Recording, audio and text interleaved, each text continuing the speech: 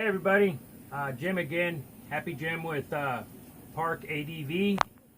We've been sending out videos of our 1999 KLR 650 and Jamie's 2000 budget KLR 650. We've been doing a lot of repairs and we've learned a ton, and you can save a lot of money if you do the work yourself that you're capable of doing. If you're not really certain or you absolutely don't have the skill set, it's probably a good idea to go to a trained mechanic. My background is that in the 80s I worked in a Suzuki of California shop as a mechanic.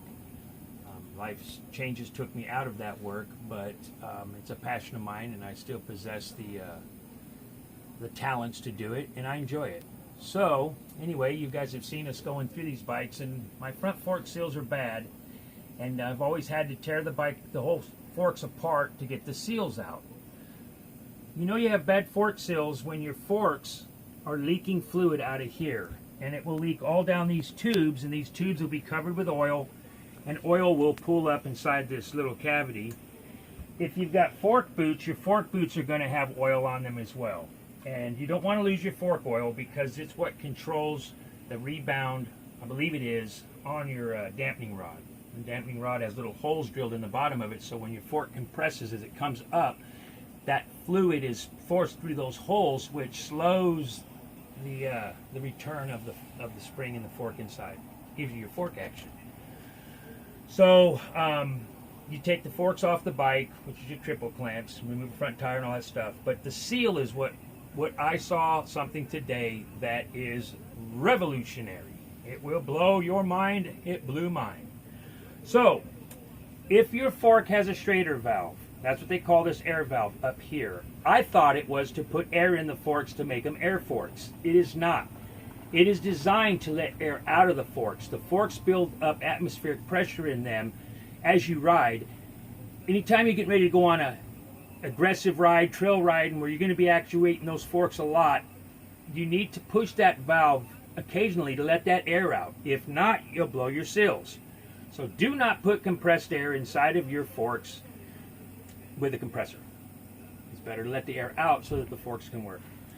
But having that is why this is going to be so awesome.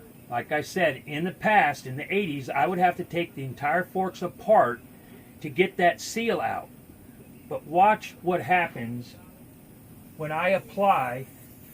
Now I have drained all the fork oil out. Right here's a little drain valve, a little drain plug.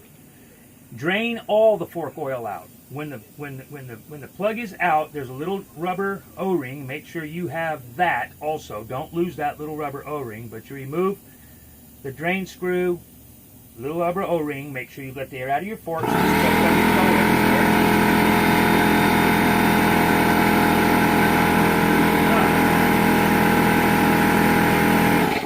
Sorry about that. Happens all the time. Anyway, so once you get the air out, let your atmospheric air pressure out, you take that screw off, the oil will drain out. Then I went and slung my forks with centrifugal force, forcing the oil out. It'll pull it all out. It's really important that you put as close to the same amount of oil in these forks on both sides, so both forks work the same. If you have uneven levels in the forks, one fork leg is going to be stiffer than the other, and it will affect your handling. So it's important that you try to get the exact amount of specified fork oil in your forks when you fill them. These forks take, I think it's 430 to 440 milliliters or cc's. So anyway, my fork has been drained. Now I've put my plug back in so that I can get this seal out. Check this out. I'm going to apply air, and I'm going to lay it down because if it blows, I don't want oil all in my face.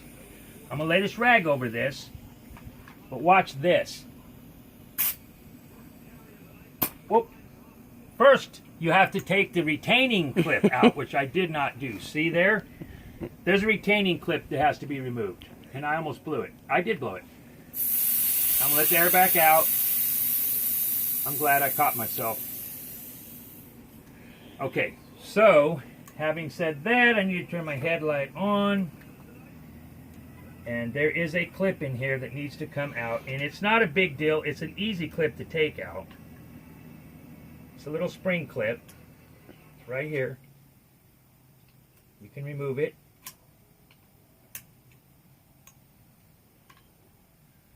I don't know if you can see it in there or not, but it's just a little clip. See it? It's not really that hard to get out. See? And that's the clip. So that clip has to be removed before we can do what I was going to show you. So, now, we're going to go back to step air pressurize the forks. By applying air pressure to the forks, watch what happens.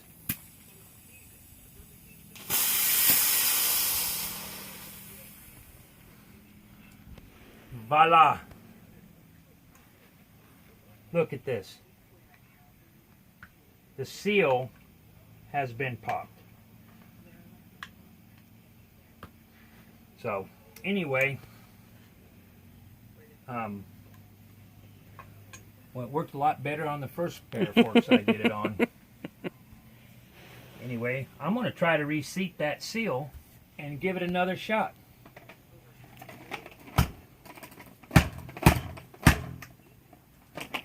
Now I'm going to try to blow it again. Because the first time I did it, it went pop! And everything came out. So, whenever I watch this stuff on YouTube, I always find it comical when things don't work out the way they're supposed to. Let's see what happens this time.